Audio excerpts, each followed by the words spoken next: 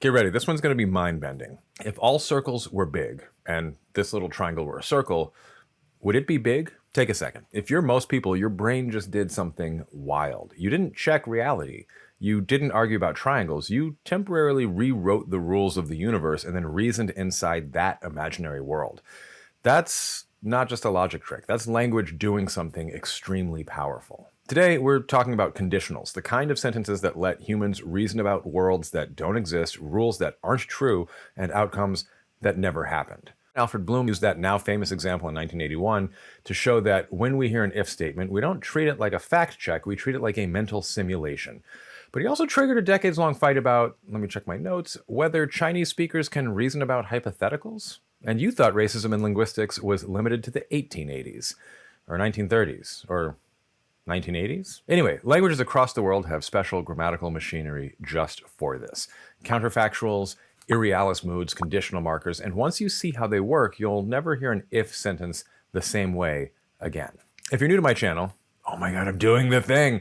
If you're new to the channel, I'm Dr. Taylor Jones. I've got a PhD in linguistics from the University of Pennsylvania. And here on the channel, I discuss everything related to language, linguistics, language learning, and culture. If you're into those topics, be sure to subscribe and ring the bell for notifications. You're about to enter another dimension. A dimension not of sight and sound, but of the mind. This is the Twilight Zone. No, wait. This is Language Jones.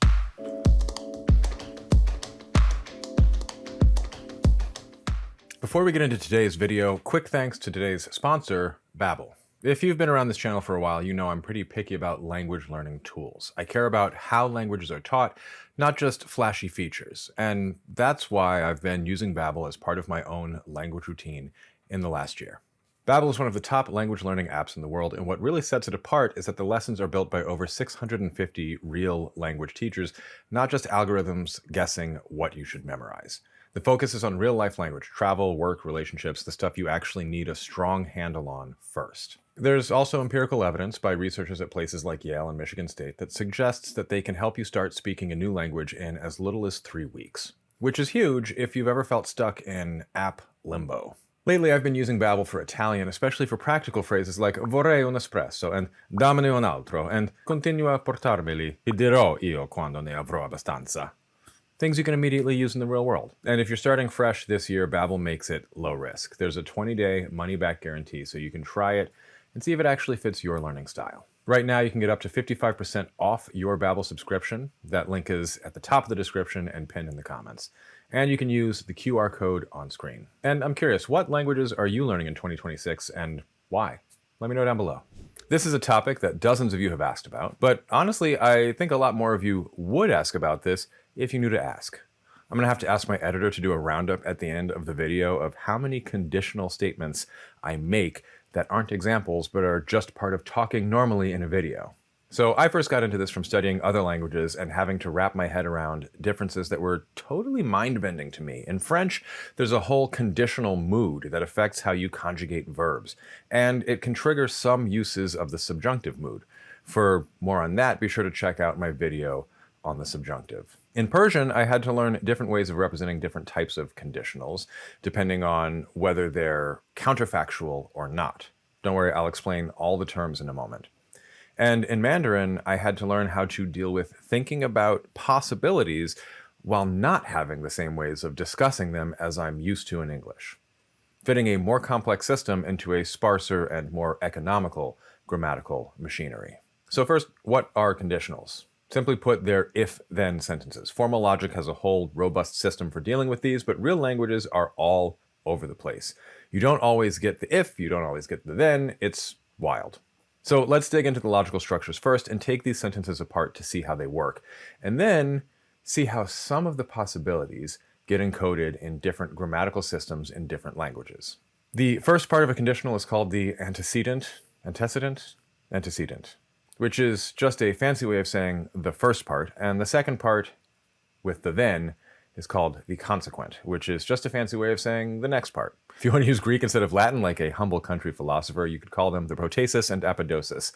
There will not be a test on this later. So here's an example. If it rains, protasis, the picnic will be canceled, apodosis. Now, what's cool about these is that there's 4, and some say 5 types of these.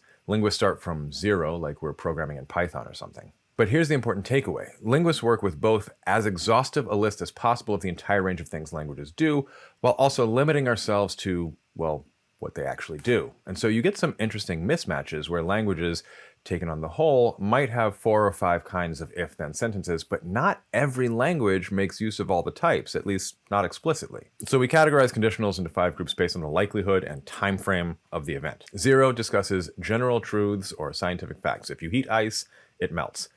The first type, then, discusses real possible future events. If I study, I will pass. So far, so good. But then we get into the fun territory. The second type discusses hypothetical or unlikely events in the present or future. That distinction is one that's a really normal way of splitting up tenses, by the way, that lots of languages do. Basically, everything is either past or non-past, like in English. So this type is something like, if I won the lottery, I would travel. It's possible. I could win the lottery, and I invite you to imagine this real possibility and then discuss what would ensue. Some of you are already clocking that I'm talking about a present or future condition, but I'm using the past tense in English. I won the lottery. Weird, right? The third type discusses unreal past. So that's like regrets, missed chances. An example is, if I had left earlier, I would have caught the bus. This is where it gets interesting and we get into abstract reasoning. The idea is that in reality, we know for a fact I did not leave on time and I missed the bus. But I invite you to speculate about a hypothetical past parallel universe in which something that, that didn't happen, that isn't real, was real.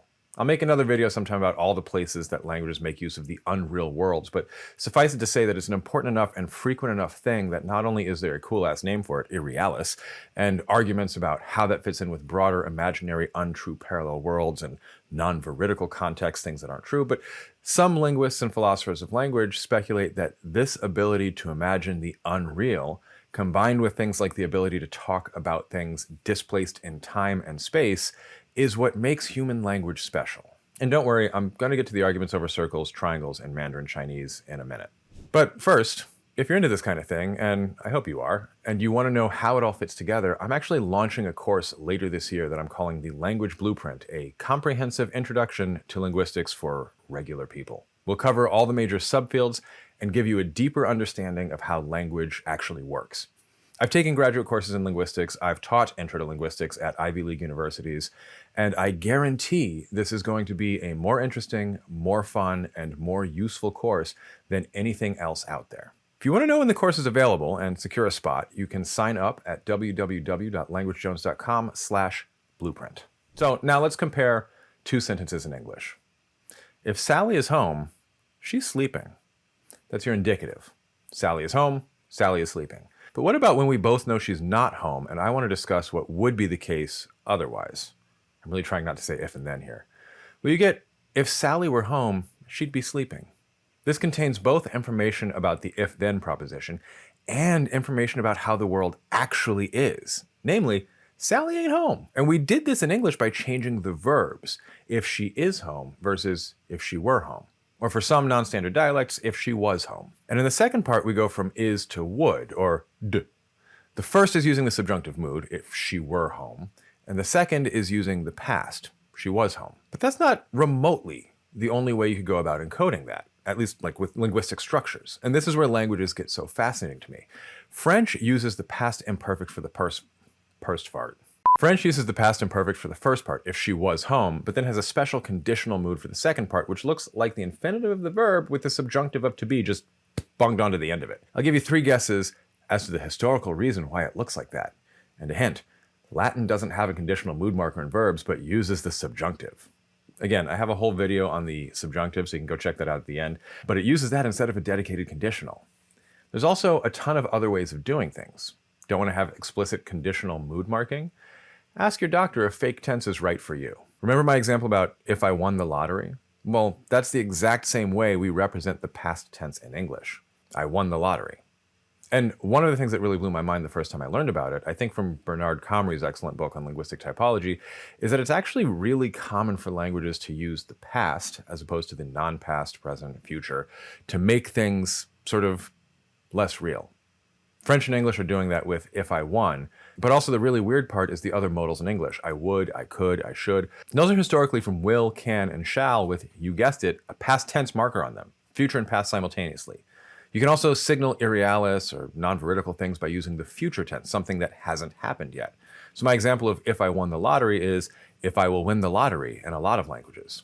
This is probably the point where those of you who work with a lot of people who speak English as a second language are going, oh, that's what they're doing. So the more counterfactual you get, the more likely you are to have some serious, explicit marking of that in general. But there are also languages that just say, fuck it, let's not mark it at all. English can do that informally. You figure it out, you understand.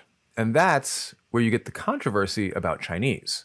In 1981, Alfred Bloom made the argument that Mandarin Chinese, because it lacked marking for counterfactual conditionals, in some sense, makes it harder for speakers of Mandarin to deal with abstract counterfactual propositions. That's, if all circles were big and this triangle were a circle, would it be big? This kicked off a huge controversy that raged in the academic literature for a few decades and is still kind of fizzling. It's a seductive thought, as is a lot of the Sapir-Whorf hypothesis. I am Worf, commanding the Enterprise. Not that Worf. I first learned about it in a psycholinguistics textbook by Traxler, but it turns out there's pretty compelling evidence that, surprise, surprise, over 1 billion people are not cognitively impaired by their language when it comes to reasoning in the abstract. Instead, Terry Au and others have repeatedly argued that in peak linguist does linguistics fashion, Bloom's examples were poorly translated into Chinese and were basically ungrammatical. I'll leave it as an exercise for the reader to determine how the original claims got through peer review without anybody consulting a native Chinese speaker about the validity of the survey instrument.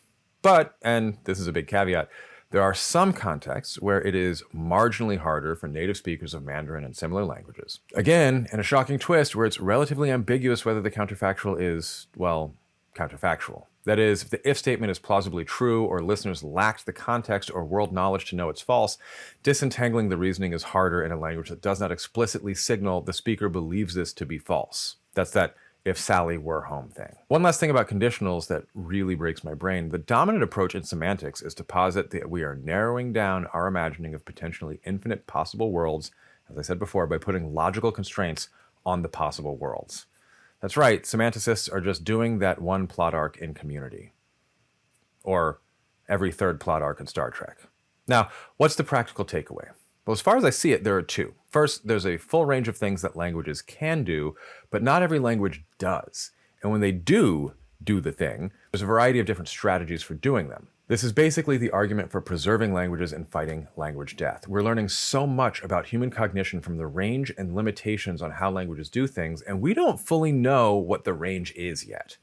The second is more practical. If you're learning a foreign language, understanding this range of possibilities and the normal ways of marking or not marking them is going to make learning the grammar of your specific target language a lot easier. I remember really struggling with the conditional in French, and now it's just so obvious. It does this subset of conditional things, and it marks that it's doing them in these cross-linguistically common ways. And Hebrew, which does things almost the opposite way, is also just a breeze, because they're both effectively using the same strategy. The if statement gets not the present. And even more specifically, they both make use of either imperfect aspect, in French it's past imperfect, or the tense that used to be imperfect aspect in modern Hebrew. This part of the grammatical system basically just didn't change when Hebrew was transitioning from marking aspect only to marking tense only, but that's a story for a different video for a different day. Leave me a comment if you want a video on that. Learning conditionals in a new language becomes just the language does these kinds of conditionals, and it marks them in these ways, which are a subset of the expected ways to do this sort of thing, and not a bewildering morass of why am I using the past imperfect or the subjunctive or the future tense or whatever it is. And also, that's not how I use it in English. Anyway, time for another conditional. If you like what I'm doing with the channel, you can support it on YouTube with super thanks or over on Patreon at patreon.com/languagejones.